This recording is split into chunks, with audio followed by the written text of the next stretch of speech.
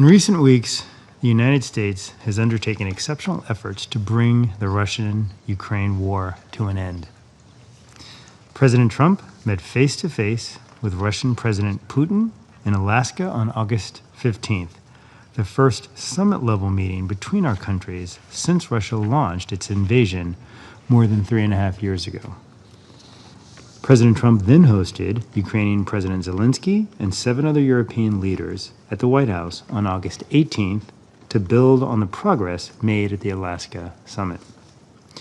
The latest drone and missile attacks on Ukraine, which resulted in numerous civilian casualties and damage to residential areas, the offices of the EU delegation in Kyiv, and the building which houses the British Council, cast doubts on the seriousness of Russia's desire for peace. These strikes on civilian areas must stop immediately. We extend our deepest condolences to the victims and their families. Russia must decide now to move toward peace. The leaders of Russia and Ukraine must agree to meet bilaterally. President Trump has warned of further economic measures the United States could take if Russia instead chooses to continue this war, measures which could have far-reaching impact on Russia's future economic prosperity. The United States calls on the Russian Federation to avoid these consequences by stopping the violence and engaging constructively to end the war. With that, I thank you, Mr. President. Mr. President, the meetings on Ukraine that our Western colleagues requested follow the same fairly primitive template. Russia is accused of strikes on Ukrainian cities, and they try, without evidence, to assert that the targets of the attacks were allegedly civilian objects, ignoring the fact that during our strikes, civilian casualties are caused exclusively by falling shrapnel from missiles and drones that are shot down, or directly by Ukrainian air defense missiles that have gone off course. And the reason for that is also well known. The deployment by Ukraine of missile defenses in residential developments in violation of the basic norms of IHL, and yet targeted Ukrainian attacks involving missiles and drones on civilian objects on the territory of Russia are deliberately ignored.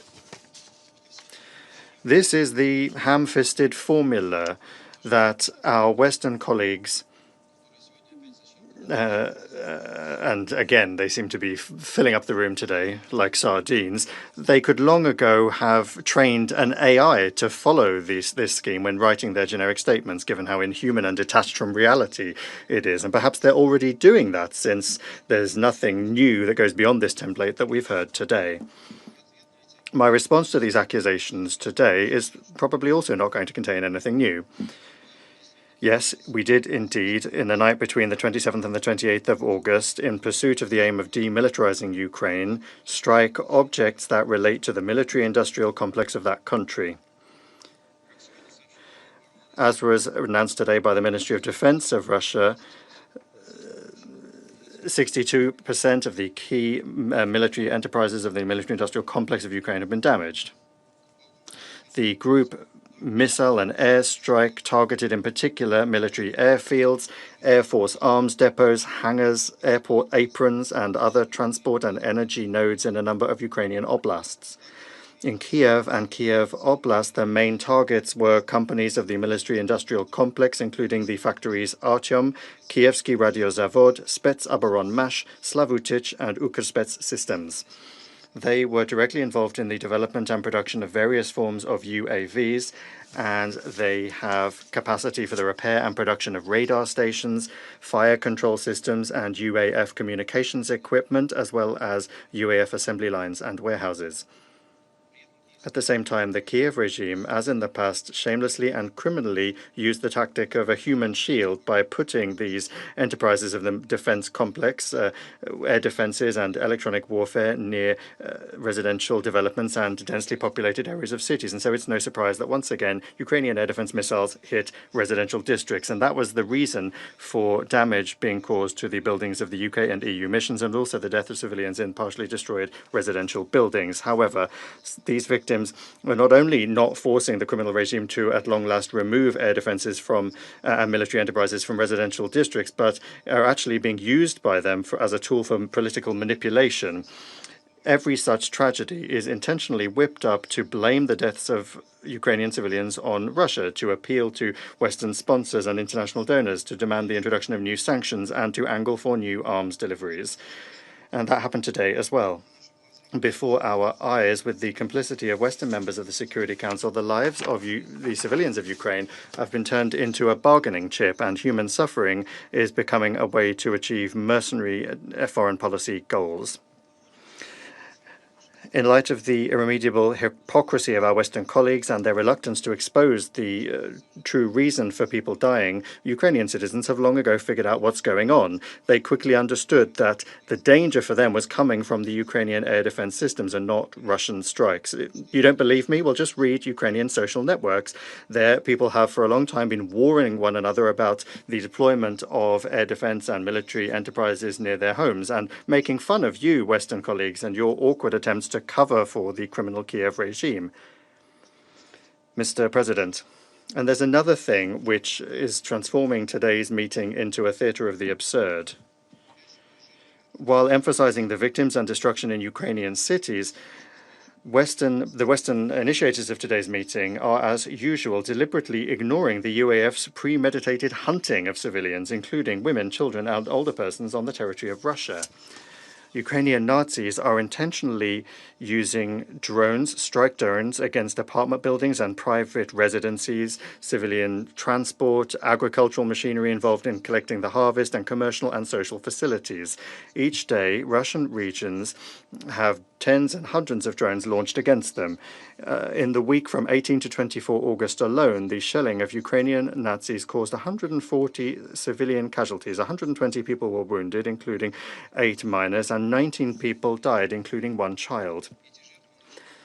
Our Western colleagues aren't interested in those victims. They are part of their strategy to do harm to Russia at the hands of Ukraine, for the sake of which their anti-Russia project in the past was created by them.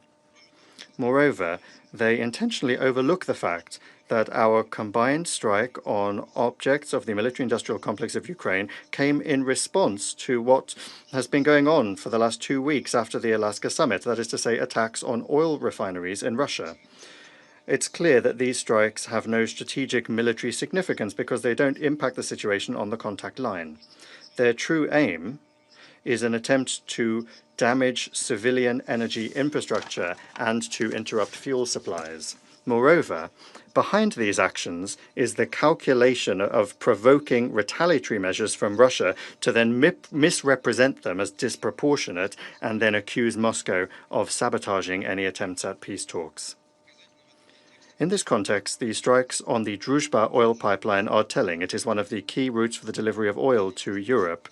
The most recent act of sabotage on the 22nd of August was so serious that it knocked out the pipeline for several days. In this case, this is a provocation designed to harm the economic interests of EU countries and infrastructure that ensures the energy stability of the region. Under pressure from Hungary and Slovakia, even the European Commission was forced to react to this. In other words, they are today playing up the consequences of Russia's retaliatory actions and intentionally not mentioning the fact of what provoked these strikes. It's a clumsy and hypocritical tactic that shows the selective blindness and double standards of our Western colleagues. Mr. President, these same glaring double standards are clearly on display when the Western accomplices of the Kyiv regime continue to ignore what, even by the standards of the Maidan, are skyrocketing human rights violations by the Zelensky regime. We're talking about the mass trampling of fundamental human rights and freedoms, including those of the Russian-speaking population, the hateful harassment of dissenters, attempts to outlaw the canonical Orthodox Church. Even by the most modest calculations, around 7,000 Ukrainians, without reason, exclusively on political grounds, have been deprived of their freedom. And this also applies to clergy from the Ukrainian Orthodox Church, and also journalists and ordinary citizens who express an opinion that is not in line with the position of the regime. Recently, we together received a letter from a former deputy of the Verkhovna Rada of Ukraine, who is now accused of high treason. His name is Alexander Dublinsky. The facts that he touches upon, including the death from torture in the dungeons of the Kyiv regime of the American journalist Consuelo Lira, were confirmed by international human rights organizations and referred to in the report of the US State Department on human rights in Ukraine for 2024. Just the other day, Security Council members received another letter, this time from the journalist Diana Panchenko. She asked the UN Secretary General to take measures to protect political prisoners. She refers also to reports from the Office for the High Commissioner for Human Rights, which notes systematic cases of arbitrary detention without official charges, the use of torture, and denial of access to justice under the Kiev regime. Attached to the letter is a list of more than 550 victims of political persecution in Ukraine. Even a brief analysis of the content of these letters allows us to draw a clear conclusion. The Zelensky regime has created a machine of repression that is based on violating fundamental human rights and freedoms. The state security bodies, obedient courts, and the security and defense agencies are being used to intimidate society and prevent dissent. How much longer will Security Council members ignore these cries for help and make out as though nothing of the sort is happening in Ukraine? And how much longer will the Western sponsors of the Kiev regime ignore the glaring evidence of rampant corruption among the elite of the Zelensky regime?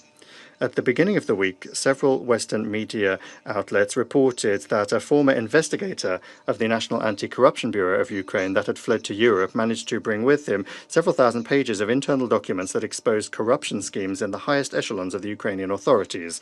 Yelena K., whose surname is not provided, led a task force tracing offshore assets. The selectively published purchase and sale agreements and information from bank transfers indicates that Zelensky and those close to him used an extensive network of shell companies to launder illegal income and subsequently to purchase elite real estate abroad. And we're talking about an amount of more than $1.2 billion. And hundreds of properties, including in Spain, the UK, France, and Italy. I'm confident that this is just the tip of the iceberg, but that too is something that in the West they try to turn a blind eye to. Do you really not understand that by keeping afloat such rotten, corrupt, and misanthropic regimes, you are undermining what is left of your reputation in the world? Mr. President, if our Western colleagues were able to speak the truth, they would long since have acknowledged that for many years the West had been creating in Ukraine direct threats to the security of the Russian Federation and essentially indulged the actions of the Kiev regime to exterminate on Ukrainian territory everything Russian and the Russian-speaking population, in gross violation of the UN Charter, which requires upholding human rights, including linguistic and religious rights, as well as numerous international conventions, as well as the Constitution of Ukraine itself. This admission would be an excellent starting point for a long-term and sustainable settlement of the Ukrainian crisis. That's not happened yet, but there is some optimism coming from the fact that some of our partners, first and foremost the United States, are more and more understanding the need to address the root causes of the conflict, without which it won't be possible to resolve it. More and more understanding the need to address the root causes of the conflict, without which it won't be possible to resolve it. These sorts of trends that in particular emerged during the recent Russo-American summit in Alaska are keeping the Zelensky regime up at night, as well as its European sponsors. And so that is why they're doing everything they can to try to outmaneuver the positive understandings achieved in Alaska, or at least to distort them. This is most evident now when it comes to the issues of security. In that regard, I would like to declare to be unacceptable any new attempts to resolve collective security issues in circumvention of Russia without taking into account our interests and concerns. These attempts were what provoked the crisis situation in the Euro-Atlantic area, and a solution to that is not yet in sight. We have repeatedly explained our position of principle on this, a cornerstone of which is mutual respect and equality. We oppose any impingement on the sovereignty and independence of other states, and we will not allow such attempts when it comes to Russia. Our legitimate interests in the security sphere will be upheld hard and fast. In the form of security guarantees, the collective West is promoting one-sided, essentially neo-colonial initiatives to deter Russia. This relates to the clearly unfeasible European plans for the further militarization of Ukraine, the building up of the military presence of NATO countries in the Black Sea region, including airspace patrols. And they are also shamelessly proposing to limit the number of guarantor countries to the key states of NATO. Colleagues, the provision of security guarantees is not a condition, but rather the result of a peace settlement after the root causes of the conflict in Ukraine have been removed. The security guarantees in the form that they are being voiced by our former European partners would only facilitate a further degradation of strategic stability at the regional and global levels. In this regard, it would be appropriate to recall the initiative of the Ukrainian side itself, which was proposed by Ukraine in April 2022 in Istanbul. The Ukrainian negotiating team at the time outlined the main principles of an agreement on concluding the hostilities and ensuring a sustainable settlement. That included Ukraine's abandonment of entry into NATO or any other нейтрального и безъядерного статуса. В этом контексте украинская сторона предложила Ukrainian side proposed, and our delegation agreed to develop security guarantees, the parties to which would be all of the permanent members of the UN Security Council, as well as specific states that may have an interest in joining this group of security guarantors. It is evident that Kyiv's proposal presupposed that those guarantees would be equal and the security of all interested parties, including Ukraine's neighbors, would be ensured on an equal, indivisible basis. We supported that option. The document was initialed and we were prepared to sign an official treaty. We understand it now as well, and we are prepared to consider it. Unlike the various other schemes being discussed that essentially boil down to the territory that is still under Ukrainian control being buttressed by NATO countries, even going as far as the introduction of military contingents there. For Russia, that is absolutely unacceptable because it could lead to an uncontrolled escalation of the conflict with unpredictable consequences. Those that advance such ideas are not interested in resolving the crisis, rather they want to perpetuate it, possibly through a temporary freeze. That is not at all what we were talking about in Alaska. We also note many attempts to distort the idea of holding a Russo-Ukrainian summit and assertions that Russia is allegedly not prepared to do so. Quite the opposite. We have repeatedly said that we can consider this scenario, but provided that there is thorough prior preparation for such a meeting and the substantive content of it. Otherwise, it would simply not have any meaning. We do stand ready to work in any formats with the understanding that that should be in good faith and honest. A possible Russo-Ukrainian high-level meeting could draw up mutual agreements that are based on well-understood steps and measures following the Alaska summit. However, what can we talk about really if Zelensky is publicly saying that he does not, for example, want to discuss the question of territory, in so doing throwing down the gauntlet to President Donald Trump, who openly said that that should be the subject of negotiations. The head of the Kyiv regime has also clearly stated that no one can ban Ukraine from joining NATO, which also runs counter to what was said by President Trump. Zelensky also is not intending to repeal the laws that essentially ban the Russian language, destroy Russian culture, education, Russian language media, and the canonical UOC. If the expired Ukrainian president is not prepared for these discussions and in general does not want to make any compromises, which he has repeatedly highlighted over the past 10 days, then it's not entirely clear why he is insisting on a meeting with Russian President Putin. Mr. President, to achieve mutually acceptable solutions that would guarantee a non-repetition of the conflict, diplomatic efforts must be intensified. I would remind you that during the third round of the renewed Istanbul negotiating track on the 23rd of July, we proposed that the Ukrainian side consider the creation of 3 working groups on political, humanitarian and military issues. We believe that this would allow us to more specifically consider the agenda items, and that could be useful in terms of bringing our positions closer together and achieving a settlement of the Ukrainian crisis. More than a month has gone by since then, but we have still not got a response from Ukraine. We believe that this matter and the course of the negotiations in Istanbul in general to be something of a litmus test for what Kyiv is really interested in. Is it diplomatic work or simply PR and the sabotage of constructive mediation efforts? Thank you for your attention.